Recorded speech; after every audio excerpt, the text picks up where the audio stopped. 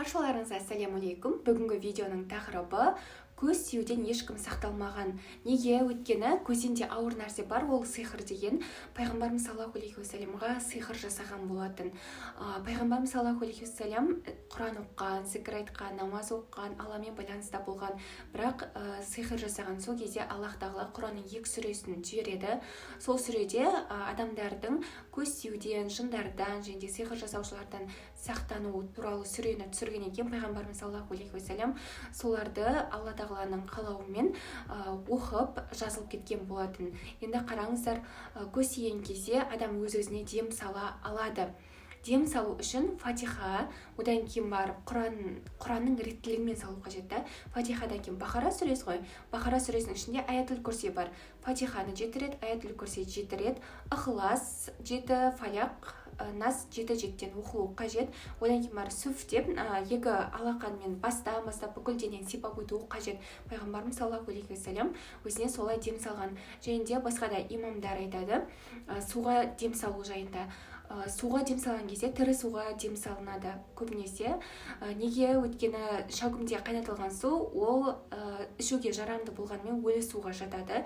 Сондықтан тірі су ол краннан құйып аласыз, одан кейін фильтрден өткізесіз ғой, аквафор сияқты ше. Тура жаңағы сүрелерді оқисыз, жоғарыда алдыңғы минуттарда айтып кеткен сүрелерді оқисыз, одан кейін барып суды бисмилля деп ішесіз, өзіңіз қалағаныңызша. Одан кейін барып, егер көп суға оқитын болсаңыз, 5 литрдей суға оқитын болсаңыз, қалған сумен жуынасыз, бүкіл денеңізді жуып шығасыз. Солай 7 күн оқып көріңіз.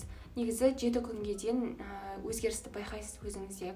Энергияңыздың пайда болғанын, басқаша ойлай бастағаныңызды, көз тиген кезде сондай жаңағы симптомдар болып жатқан кезде осы әдісті жасап көріңіз. Адамдардан бөлек адамның өзіне тигізетін көзі де бар, білесіздер ма?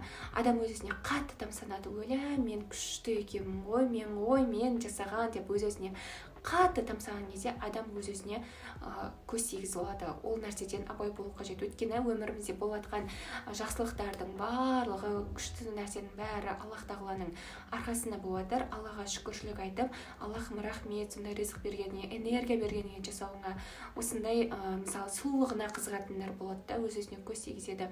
Солар үшін Аллах тағаланы мадақтап отыру қажет. Тіпті ата-ана да баласына көз тигізіп алады, оны қатты жақсы көру арқылы Аллаға шүкіршілік айту керекті. Аллах тағалам рахмет, осындай керемет қыз бергеніңе, ұл бергеніңе, олардың осындай керемет етіп жаратқаныңа деген сияқты үнемі бір өмірімізде жақсы болып қалса, бір әрекеттер болып қалса, Аллах тағалаға алғыс айту қажет, өз-өзімізде иеленбеуіміз қажет.